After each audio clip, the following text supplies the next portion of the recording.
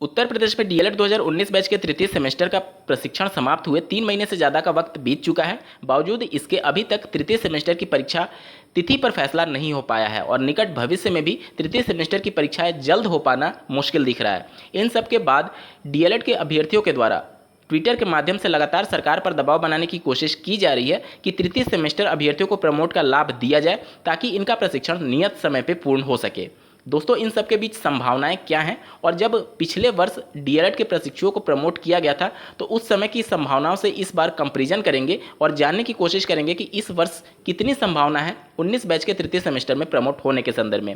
साथ ही इन सब पर परीक्षा कराने वाली संस्था यानी पीएनपी का क्या कुछ कहना है, इसके बारे में भी इस वीडियो में डिटेल में चर्चा होगी। तो बने रहिएगा इस वीडियो के साथ। यदि आप भी अपनी बैक पेपर से संबंधित और तृतीय सेमेस्टर की परीक्षा से संबंधित परीक्षाओं का वेट कर रहे हैं। नमस्कार दोस्तों, मेरा नाम है नीरज और आप देख रहे हैं करियर बिट यूट्यूब चैनल। अगर आप इस चैनल पहली बार विजिट कर रहे हैं तो इसको सब्सक्राइब करते हुए बेल आइकन को प्रेस करना ना भूलें। अगर पीएनपी सचिव की बात की जाए तो उन्होंने कई फोन कॉल का जवाब देते हुए ये क्लियर कर दिया है कि इस वर्ष डीएलएड 2019 बैच के तृतीय सेमेस्टर के प्रशिक्षुओं को प्रमोट का लाभ नहीं दिया जाएगा। अभी ऐसा कुछ भी प्रस्ताव नहीं है। हालांकि पिछले वर्ष की भी तुलना की जाए तो उस समय भी पीएनपी सचिव लगातार मना कर रहे थे कि डीएलएड में प्रावधान नहीं है प्रमोट का, लेकिन लोगों के भारी दबाव के बाद और जब चीज़ें उनके कंट्रोल में नहीं रही तो मजबूरीवश होकर ही उनको एससीईआरटी को प्रस्ताव भेजना पड़ा और एससीईआरटी के माध्यम से फिर शासन को प्रस्ताव भेजा गया और शासन से हरी झंडी मिलने के बाद से डीएलएड के प्रशिक्षुओं को प्रमोट का लाभ दिया गया था। भले ही पीएनपी सचिव कुछ भी कहें, लेकिन हालात पिछले वर्ष जैसे अगर बने तो प्रमोट का लाभ जरूर मिलेगा। लेकिन एक बार चलिए अब कंपेरिजन कर लेते हैं कि क्या कुछ पिछले वर्ष की स्थितियां थी और इस वर्ष की स्थितियां क्या कुछ बन रही हैं। पिछले वर्ष जब डीएलएड 2019 बैच को प्रथम सेमेस्टर में प्रमोट किया गया था तो उस समय डीएलएड 2018 बैच का बहुत बड़ा रोल था उनको प्रमोट का लाभ दिलाने के संदर्भ में, क्योंकि 18 बैच के अभ्यर्थी लगातार वो हर हथकंडा अपना रहे थे जिससे अभ्यर्थियों को प्रमोट किया गया और उसी के लगे हाथ 19 बैच को भी प्रथम सेमेस्टर में प्रमोट का लाभ मिला था। अब देख लीजिए कि तृतीय सेमेस्टर 18 बैच को कब प्रमोट का लाभ मिला। तो तृतीय सेमेस्टर का जो उनका प्रशिक्षण था वो 5 जनवरी 2020 को समाप्त हुआ था। ध्यान दीजिएगा, तिथि 5 जनवरी 2020 को उनका थर्ड सेमेस्टर कंप्लीट हुआ था और पूरा बैच अगर बात की जाए फोर्थ सेमेस्टर कंप्लीट तो 5 जुलाई 2020 को उनका पूरा प्रशिक्षण समाप्त हुआ था। और इनको प्रमोट करने के लिए शासन के पास प्रस्ताव कब भेजा गया, तो यहाँ पर आप देख सकते हैं पहली लाइन में 30 जुलाई 2020 को एससीईआरटी ने शासन के पास प्रस्ताव भेजा था 18 बैच को तृतीय सेमेस्टर में प्रमोट का लाभ देने के संदर्भ में। यानी कि पूरा प्रशिक्षण समाप्त होने के लगभग 1 महीने बाद शासन के पास प्रस्ताव एससीईआरटी के द्वारा प्रमोट करने के लिए भेजा गया था। और इसके संदर्भ में शासन से अनुमति कब मिली थी, तो 16 सितंबर 2020 को इसके संदर्भ में प्रमोट करने के लिए शासनादेश उत्तर प्रदेश सरकार के द्वारा जारी किया गया था, जो कि एससीईआरटी को जारी किया गया था। उसके बाद से लगभग 1 महीने का वक्त और लग गया था पीएनपी के द्वारा ऑफिशियल नोटिफिकेशन जारी करते हुए अभ्यर्थियों को प्रमोट का लाभ देने के संदर्भ में। अब अगर डीएलएड 2019 बैच की बात की जाए तो उनका लगभग 3 महीने से ज़्यादा का वक्त बीत चुका है तृतीय सेमेस्टर का प्रशिक्षण समाप्त हुए। हालांकि विलंब तो हुआ है, लेकिन पीएनपी और एससीईआरटी की नज़र में अभी बहुत ज़्यादा विलंब नहीं हुआ है, क्योंकि उनके रवैये को आप देखेंगे तो पिछले के जो बैचेस थे उनका भी प्रशिक्षण पूरा समाप्त होते होते 2.5 से 3 वर्ष समय ले लेती थी पीएनपी और एससीईआरटी। तो पीएनपी अभी भी आपके बैच को लेट नहीं मान रही है और इसी वजह से उसका स्पष्ट ये कहना है कि आपके प्रमोट के लिए अभी कोई भी प्रस्ताव नहीं तैयार है। वहीं अगर बात की जाए शासनादेश की तो 20 मई 2021 से जो ऑनलाइन क्लासेस थे प्रशिक्षण के उच्च शिक्षण संस्थानों में वो प्रारंभ हो रहे हैं और पीक पर आने के बाद से जिस प्रकार से कोरोना के मामलों में कमी आ रही है, जून जुलाई के बाद अगर स्थितियां लगभग नॉर्मल होती हैं तो मान करके चलें कि आपका प्रमोट पीएनपी और एससीईआरटी बिल्कुल भी नहीं करना चाहेगी। क्यों?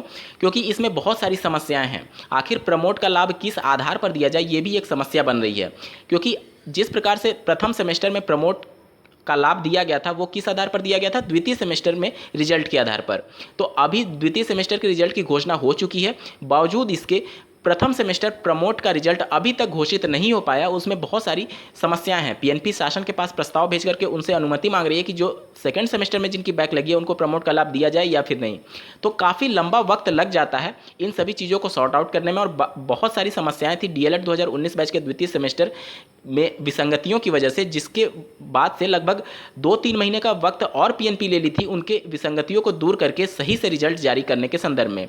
तो यहाँ पर अगर सेकंड सेमेस्टर को आधार बना करके फिर से पीएनपी अगर 19 बैच के तृतीय सेमेस्टर को प्रमोट करती है तो मान करके चले जो 76,000 अभ्यर्थी जिनकी सेकंड सेमेस्टर में बैक लगी है वो पूरी तरीके से प्रमोट से वंचित हो जाएंगे और उनका भारी नुकसान होने वाला है, क्योंकि सेमेस्टर में बैक की वजह से उनका प्रथम सेमेस्टर में भी प्रमोट हो सकता है कि कैंसिल हो जाए, क्योंकि भले ही पीएनपी शासन के पास प्रस्ताव भेजी है कि इन अभ्यर्थियों को कैसे ट्रीट किया जाए, लेकिन जिस प्रकार से 18 बैच में इन अभ्यर्थियों को प्रमोट का लाभ नहीं दिया गया था, तो बहुत ज़्यादा चांसेस हैं कि इन अभ्यर्थियों को जो 19 बैच में सेकंड सेमेस्टर में जिनकी बैक लगी है उनको भी शायद प्रमोट का लाभ नहीं दिया जाएगा।